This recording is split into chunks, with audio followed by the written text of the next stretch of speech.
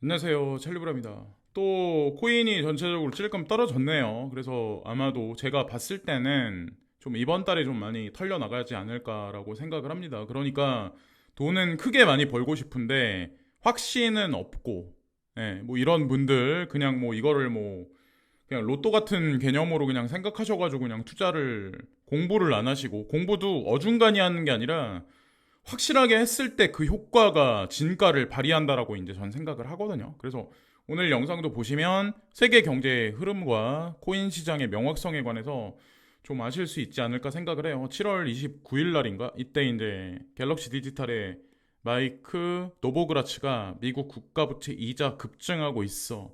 비트코인을 사라라는 이런 의미의 언급을 했잖아요. 지금 현재 미국의 상황이 피치사가 그냥 장난으로 강등하지는 않습니다. 미국의 신용등급을. 사람들은 지금 당장만 보고 별것도 아니야라고 얘기를 하는데 진짜 전반적인 데이터를 보고 피치사는 강등이라는 결정을 14년 만에 아마 분명히 했었을 거예요.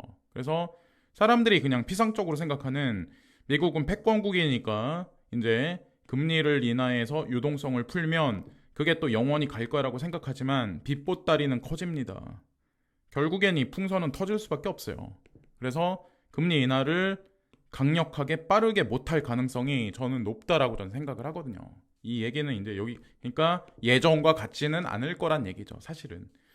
그래서 이 비트코인을 사라고 얘기를 했을 때는 분명히 뭔가를 메커니즘을 알기 때문에 노보그라츠가 그런 언급을 한 게 아닐까 생각을 하고 이거는 이제 부동산에 관한 얘기인데 저는 이제 이 지진에 관한 얘기를 이제 간간히 이제 특히 많이 말씀드리죠. 특히 이제 미국에 관해서도 이제 간간히 말씀을 드리는데 제가 이것에 관해서 좀 생각을 해봤어요. 일본은 지진이 빈번하게 나는 지역임에도 불구하고 그런 국가임에도 불구하고 내진 설계돼 있는 그런 구조물들이 되게 많습니다. 근데 아직까지 메가 지진은 일어나지 않았어요. 진도 7.5가 넘어가고 8을 찍고 9가 되는 메가 지진이 오면 내진 설계돼 있는 그런 구조물들도 그냥 두부가 허물어지듯이 허물어질 가능성이 높습니다. 근데 앞으로는 더 지진이 강력하게 올 가능성이 전 높다라고 생각하거든요.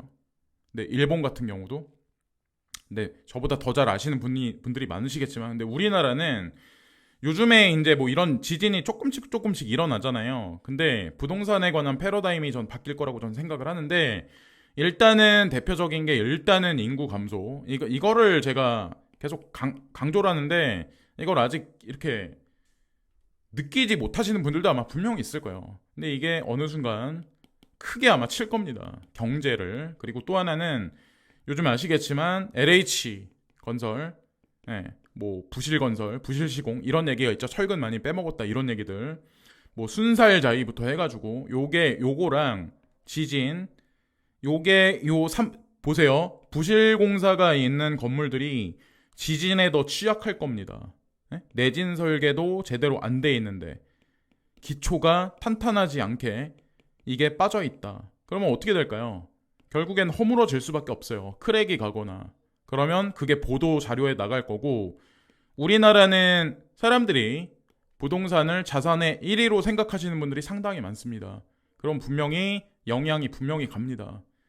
인구 감소도 있고 이 세 개를 매칭을 시켜보면 부동산이 향후에 어떻게 자산 시장에서 뭐 대중 심리에 어떻게 작용하는지를 우리가 알 수가 있겠죠. 이것도 이제 마지막 판단은 개개인이 하는데 저는 고층 건물에 뭐 그렇게 오래 살 생각이 없어요.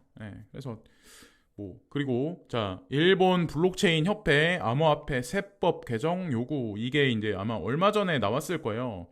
아시겠지만 일본은 아직까지 이제 세금 비율이 상당히 높습니다.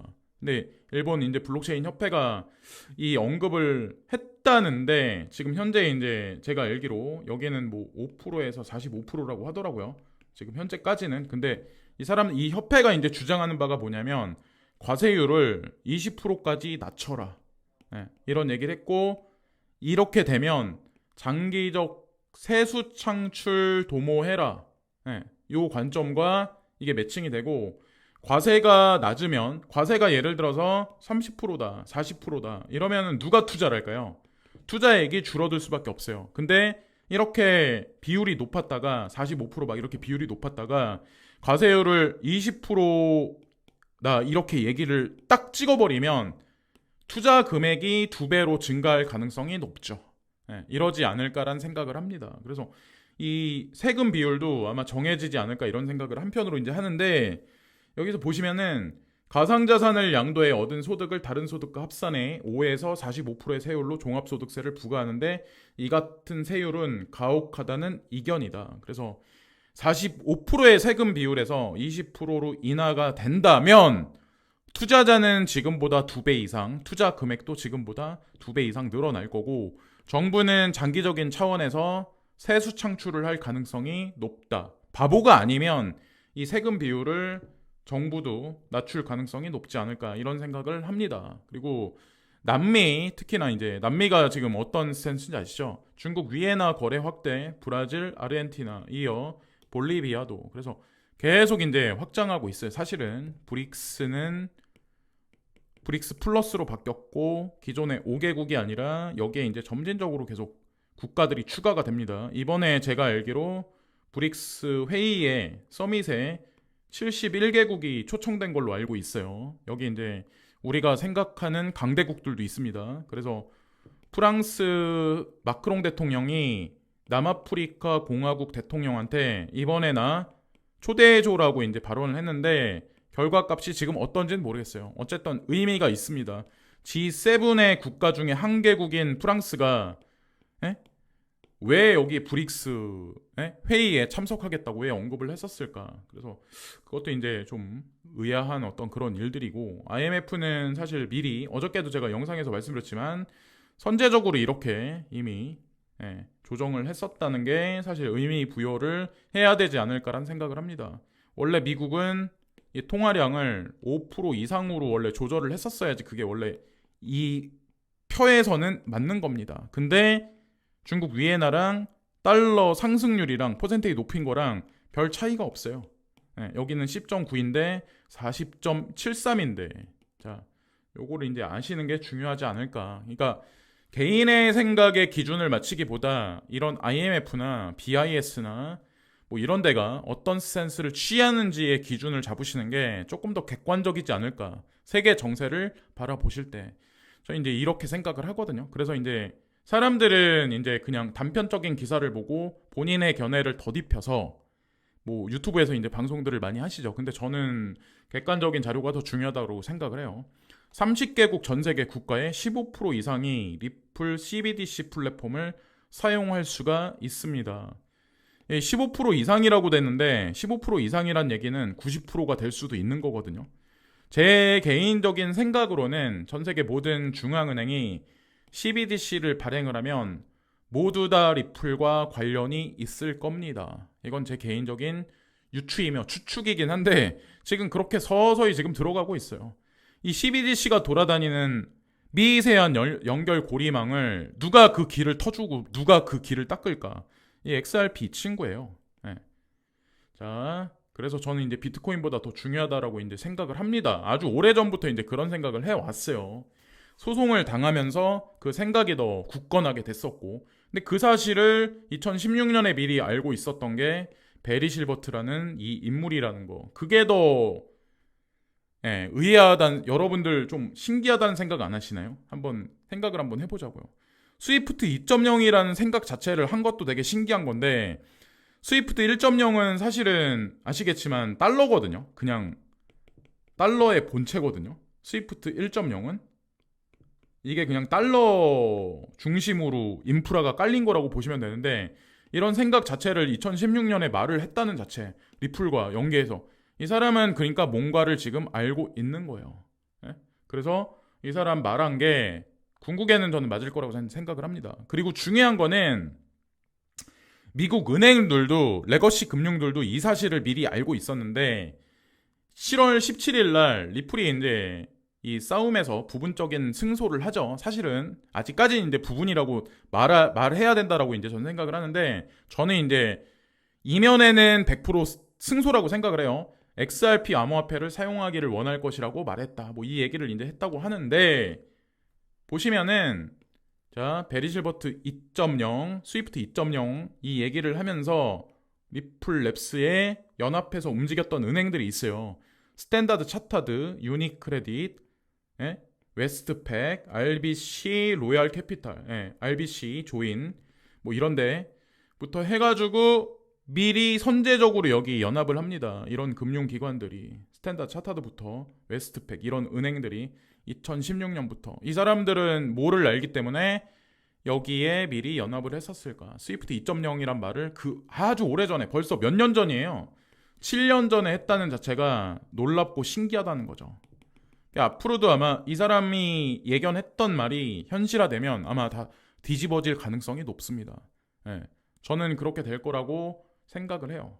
예, 그리고 또 하나는 제가 이제 궁금한 게 있는데 어떤 분이 뭐 이런 얘기를 해요. 중국 냄새나는 거래소 바이낸스를 죽여야 미국이 본격적으로 비트코인을 키운다는 말이 있네요.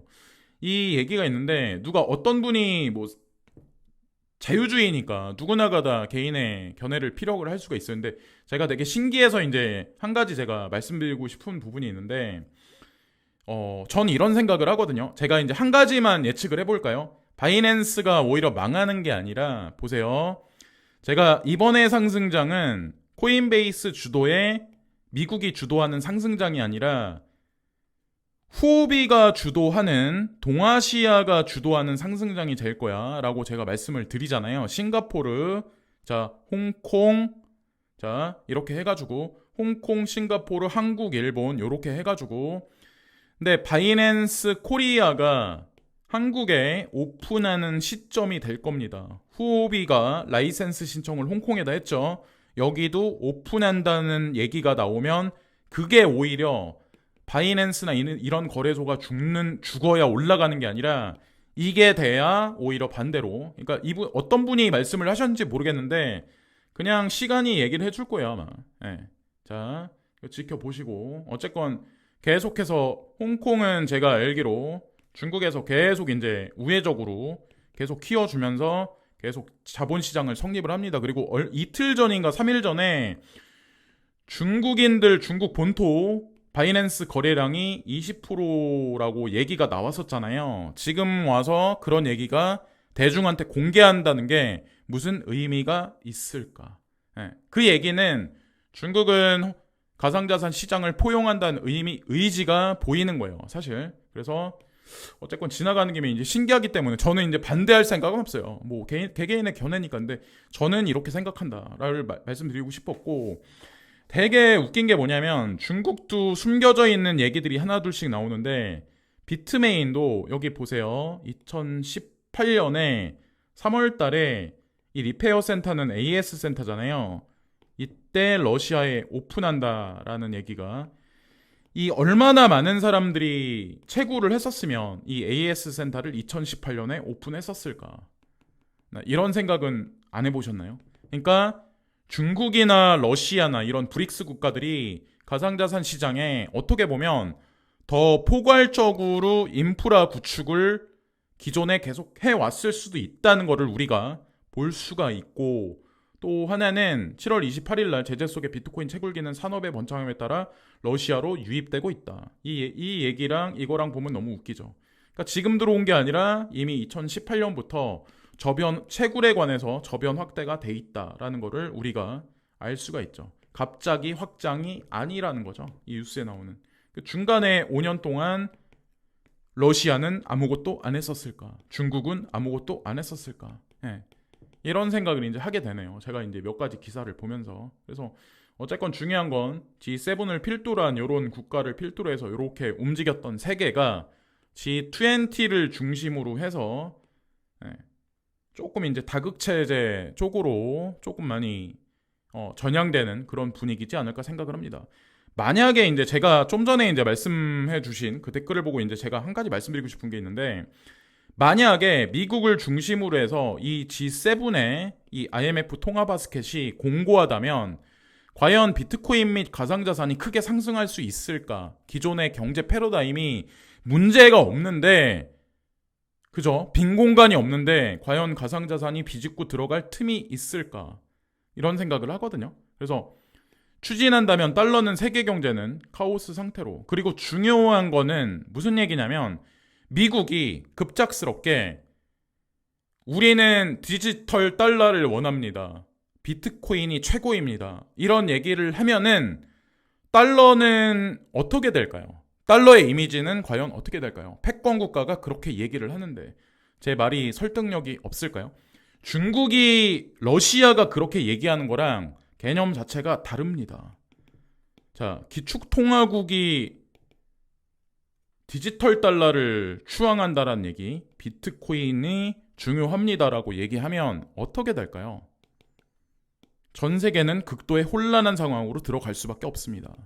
그러니까 저는 이제 반대로 생각을 하는 거죠. 그리고 이거는 이제 추가적인 얘기인데 푸틴이 아프리카 부채 230억 달러 탕감한다.